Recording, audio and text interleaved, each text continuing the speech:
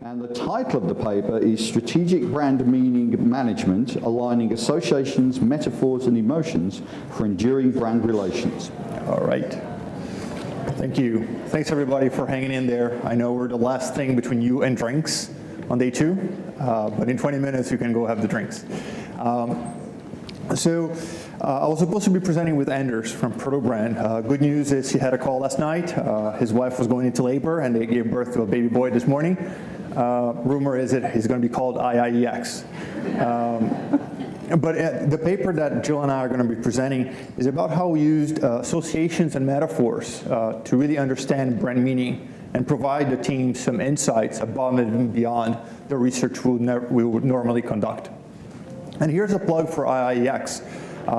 I met the Proto Brand team about 2 years ago in 2014 here in Atlanta in one of those speed dating sessions where they pair up the supplier and the manufacturer. We started talked a few times during 2014, met up again at the booth in 2015 and said, you know what, it's time for us to run a pilot together. And towards the end of 2015, there was a need. We saw a project where we could employ Proto Brand and to see how it would work. I have to say that I won't be able to go really in depth about the case study and show you the results because legal did not allow me to do that, but Jill will present some results from similar studies they've conducted that you get the gist of what we did. So let's first talk about brands. In consumer cultures around the globe, brands really help give meaning to everyday consumption. So you're just not drinking any water, you're drinking specific brands of water. And we see that regardless of the country, they really lend a little bit of ideology to the consumption that people are having, almost like a blueprint around having and being. So you're just not having a car, you're having a specific brand of a car. And if you use brands to really understand as a lens, you can really start understanding society, you can start understanding people, and the whole marketplace. And by understanding brands, you can start to make inferences about ourselves, about other people, based on the brands that you use, but also the brands you reject. And this is how we leverage metaphor in understanding our brands. But before we get that, let's really get things straight. A brand is just not a meaning. Successful brands live because they have successful products. So the beverage, yes, the beverage has to taste great. The jeans cannot fall apart after you put in the washer and dryer, and the car has to get you from point A to point B and not break down. So the product has to work. But beyond that, it's really the brand is delivering a lot of meaning to consumers. Imagine, in a society with so many brands out there, you go to a convenience store or you go at the cooler and there's so many products out there. The challenge for us manufacturers is really to make consumers choose A versus B, not just because of the taste of the product, because that can be easily matched, but really what is the meaning that the brand gives to them and makes them feel. And when you think about the job of a brand manager and the people that we're working with day in and day out, that's probably the most challenging aspect of it, is really being able to understand and influence the meaning of brands, especially for something as iconic for us as Coca-Cola. And for researchers, that gives us a very difficult challenge. How do you measure brand meaning in a meaningful way? Yes, brand equity studies have been around for a long time, and we've all conducted many of those, be it qualitative or quantitative. In a quantitative way, we've seen how they are done. It's usually a long list of attributes. Many of them were written by us. Hopefully we had some R&D money to do some qualitative upfront to know what the right attributes are. Otherwise, you're just designing between four walls, and let's just hope they're right.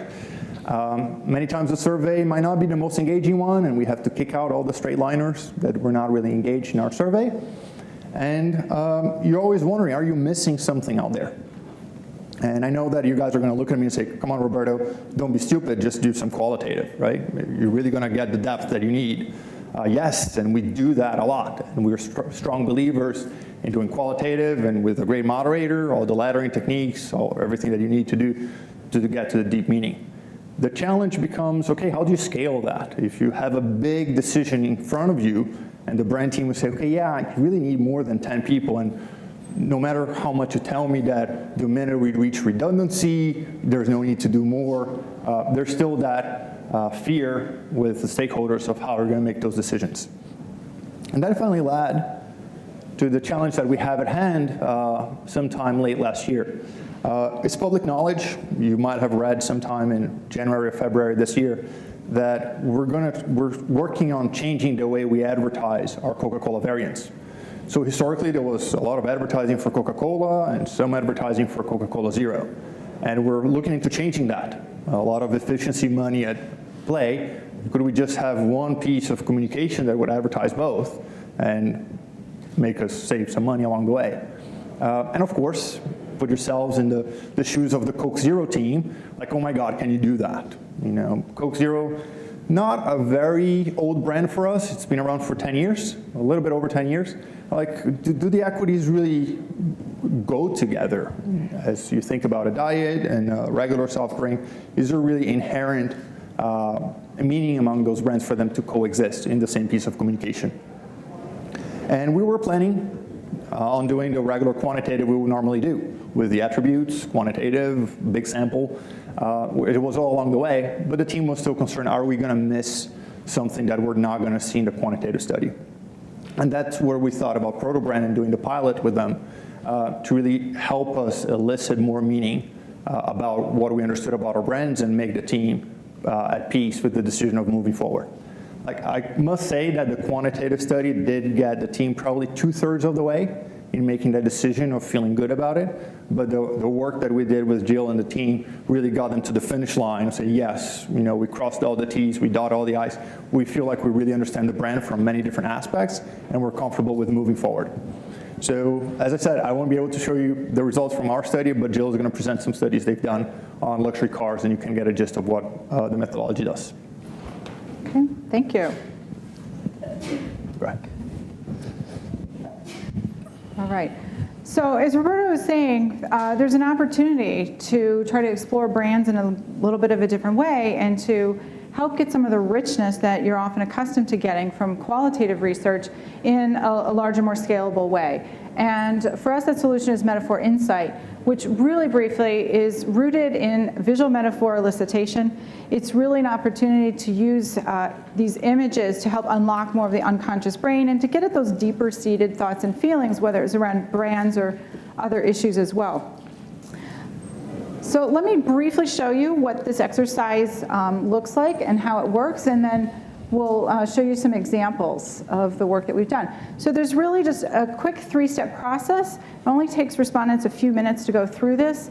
This is an illustration of how it looks on a mobile device. It can be done on any type of device. We pose a question to people. In this case, it was something along the lines of, consider the type of person who drives, say, Tesla. This involved 4 luxury car brands.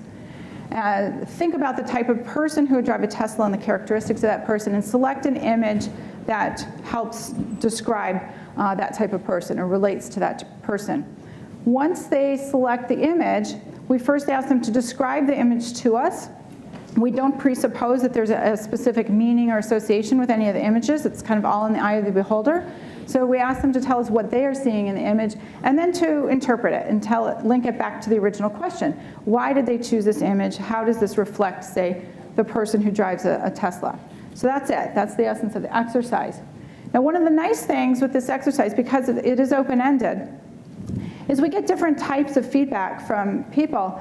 Some people will play back to us ideas that are kind of operating at a lower level of more kind of functional attributes. These are some examples of some of the quotes that we got from this particular project.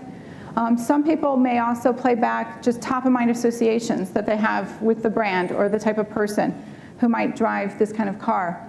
But additionally, people will also naturally go to some of these higher order places and start telling us more about the brand personality that they associate, or even to the highest level kind of emotions of like, what kind of emotions does this brand evoke for them, or do they imagine it would evoke for someone who uses this brand. So the nice thing with this is that because we get this range of feedback from people, we can actually kind of connect the dots here and begin to understand what are those sort of functional attributes or associations that actually trigger and can evoke the higher level emotions. So it helps to tell a pretty complete story. So here's some example of the output.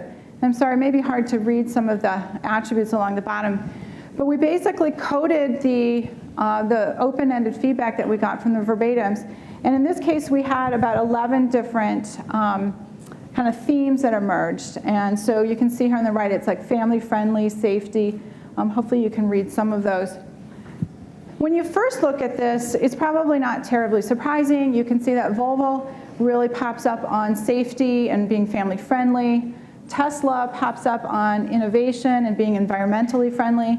And both Mercedes and BMW are strong on status in particular, as well as a couple other attributes such as joy and performance on the left side there.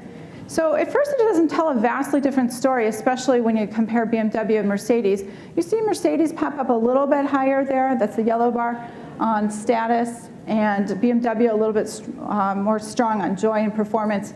But it's really when we dig into these results that we start to see more of the nuances that become particularly meaningful. We also have the ability to leverage the imagery that was selected in a variety of ways. This is just one example with creating these image clouds.